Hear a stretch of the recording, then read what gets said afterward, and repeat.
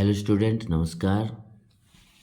आज हम future perfect tense पर चर्चा करने जा रहे हैं।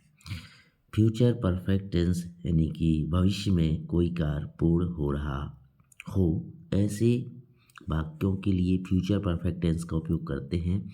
An action to be completed in the future, ऐसी क्रियाएं जो भविष्य में समाप्त हो चुकी होंगी उनके लिए हम फ्यूचर परफेक्ट टेंस का उपयोग करते हैं। जैसे मैं इस घर की इमारत को पूरा कर लूँगा। I shall have completed building of this house by then. जैसे तुम्हारी पढ़ाई अगले वर्ष पूरी हो चुकी होगी। Will you have finish your study by next year. इस प्रकार के वाक्यों को हम फ्यूचर परफेक्ट टेंस में लिखते हैं। Affirmative sentence future perfect tense का पहला affirmative sentence subject plus shall या वर्ब, सेल या will, helping verb plus has या हैव भी हेल्पिंग वर्ब में ही आएगा, प्लस वर्ब का third form plus object plus full stop.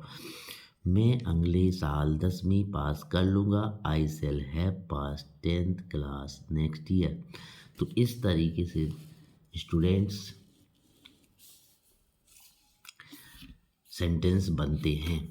वह 5 साल में इस घर को बना लेगा। He will has built this house in next 5 year. वे 2 घंटे में पूरा भोजन समाप्त कर लेंगे। They will have finish their food in the next 2 hours. तो यहाँ पर ध्यान देना है, जो ऊपर फार्मूला है उसको ही यहाँ पर सेटअप किया गया है। दिए गए हिंदी के वाक्य में सब्जेक्ट, ऑब्जेक्ट और क्रिया, साथ में उसका समय पता करना है, समझना है, उसके अनुसार यहाँ पर इंग्लिश में लिखना है। इसी सेंटेंस को नेगेटिव सेंटेंस में बदलने के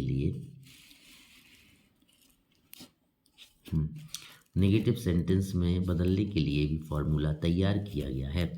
नेगेटिव सेंटेंस में बदलने के लिए सब्जेक्ट सेल और या विल के बाद नॉट यूज़ करेंगे, प्लस हैज है प्लस वर्ब का थर्ड फॉर्म प्लस ऑब्जेक्ट। तो यहाँ पर नॉट यूज़ कर देंगे तो ये अफर्मेटिव से नेगेटिव में बदल जाएगा। वह 5 साल में इस घर को नहीं बना लेगा। He will not has built this house, यानी कि विल के बाद नॉट यूज़ किया है। ध्यान रखिए, सेल आता है आई बी के साथ और बकाया के साथ बिल का यूज़ करते हैं। वे 2 घंटे में पूरा भोजन समाप्त नहीं कर लेंगे। तो यहाँ पर हम लिखेंगे they will not have finish their food in the next 2 hours. इसी सेंटेंस यानी अफर्मेटिव को जब प्रश्नवाचक इंटेरोगेटिव में बदलते हैं तो फॉर्मूले में थोड़ा चेंजिंग लाते हैं। वही सहायक क्रिया सेल है, सेल और बिल को फ्रंट यानी कि first word of the sentence लिखते हैं, यानी कि प्रथम स्थान पर लाते हैं। उसके बाद सब्जेक्ट प्लस हैज़ या हैव प्लस वर्ब का third form plus object plus प्रश्न चिन्ह लिखते हैं। इस प्रकार से स्टूडेंट्स ये सेंटेंस इंटेरोगेटिव बन जाता है। क्या वह इस घर को 5 साल में बना लेगा। He has built this house in the next 5 year question mark. इसी प्रकार से नेगेटिव इंटरोगेटिव बनाने के लिए फार्मूले में केवल सब्जेक्ट के बाद नॉट यूज़ करना है और उन्हीं उपर्युक्त जो 3 सेंटेंसेस अफर्मेटिव में पढ़े थे उनकी हम नेगेटिव इंटरोगेटिव बना सकते हैं।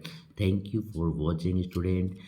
यदि आप इस चैनल पर नए हैं तो इसको सब्सक्राइब करिए, लाइक करिए, पुश बटन दबाएं। धन्यवाद। Thank you.